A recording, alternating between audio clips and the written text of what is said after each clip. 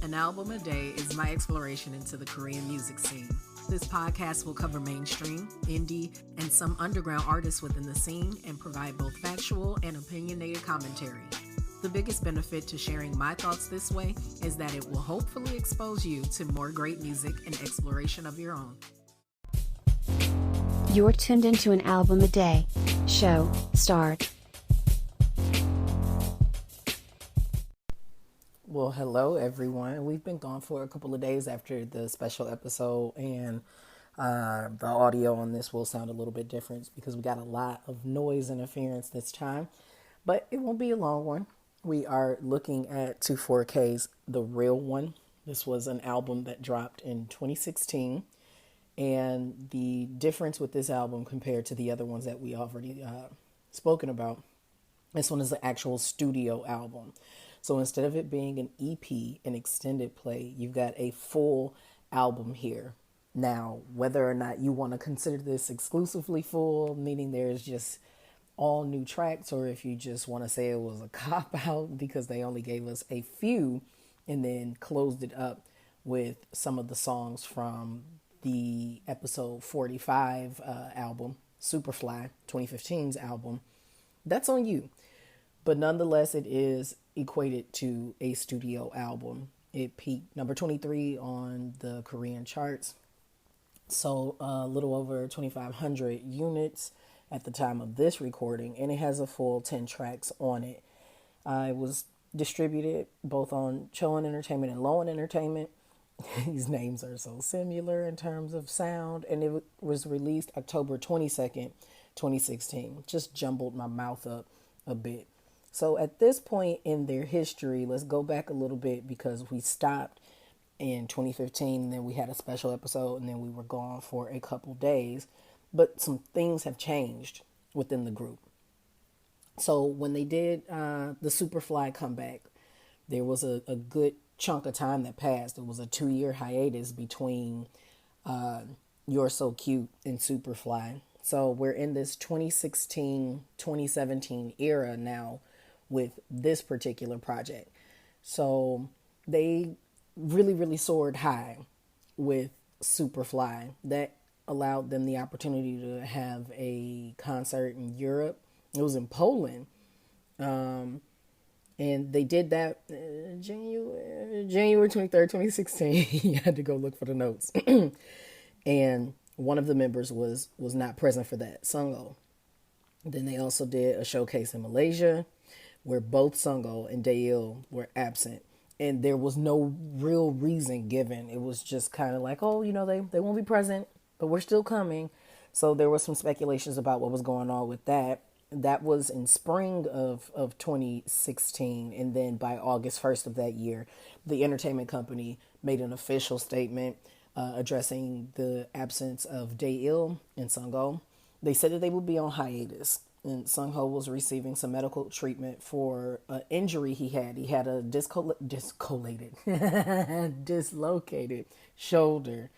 And although Daeil decided to take a personal leave, it was actually because he wanted to debut as a solo artist, re-debut as a solo artist. So under 24K, he performed as Daeil, but on his own, he goes under the name Big One.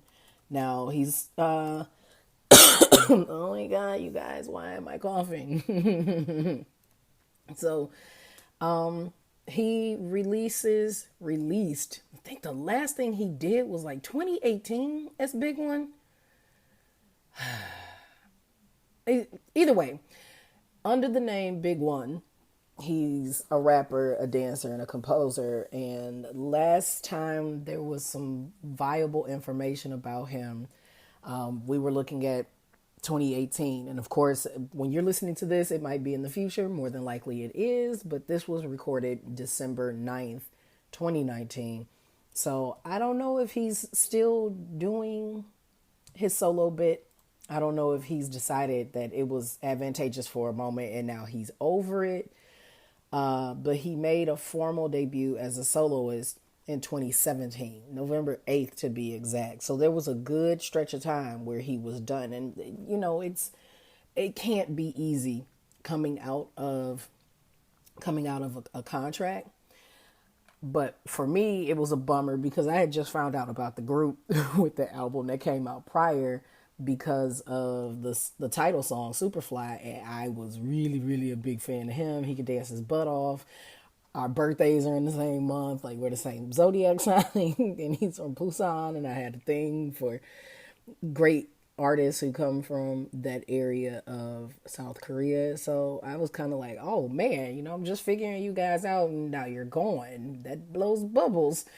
And not even that blows bubbles things. It's just, he did what was best for him. He left 24K. He competed on Show Me the Money 6 and did what he needed to do as a soloist.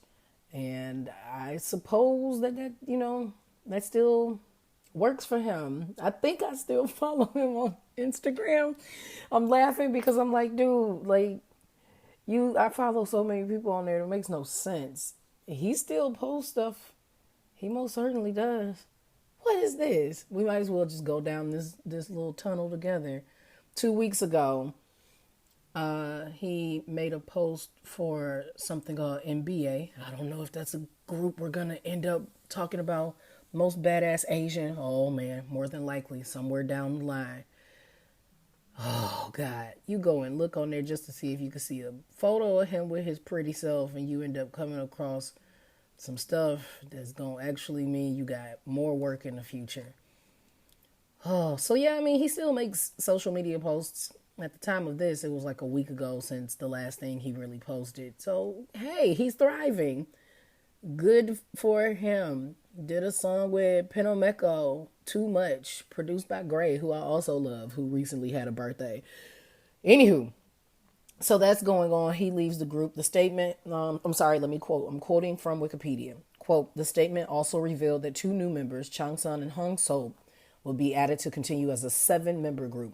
24K released the digital single Still 24K on August 11th.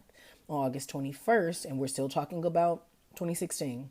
On August 21st, 24K returned with their first full-length album titled The Real One, containing previously released singles Secret Love, Hey You, Superfly, Still 24K, and the title track, Bingo. 24K kicked off their first world tour on December 7th, 2016 in 4 Brazilian cities and continued with European tour on January 3rd, 2017. September, I guess that's where we're ending the quote. January 3rd, 2017. Oh, why was that so hard to say that year? What is going on with me?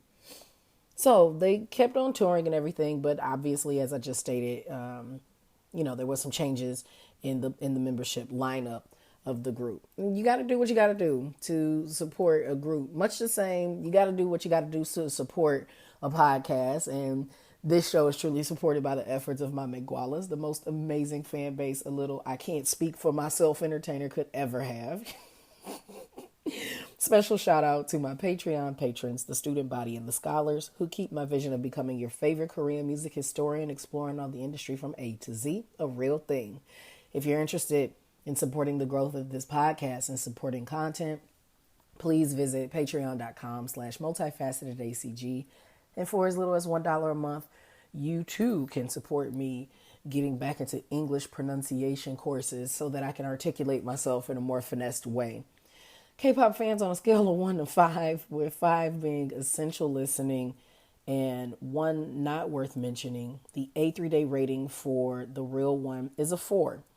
Now, again, it's incorporating songs from albums that had come before it, and thus far they've only had 1 that was low ranking in this catalog.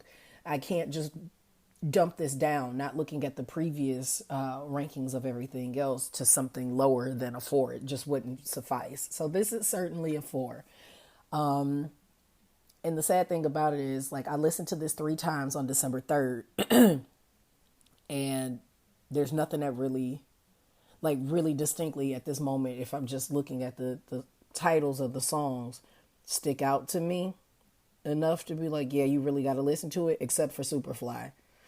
I wasn't too impressed with Bingo, but it worked because this is a group that constantly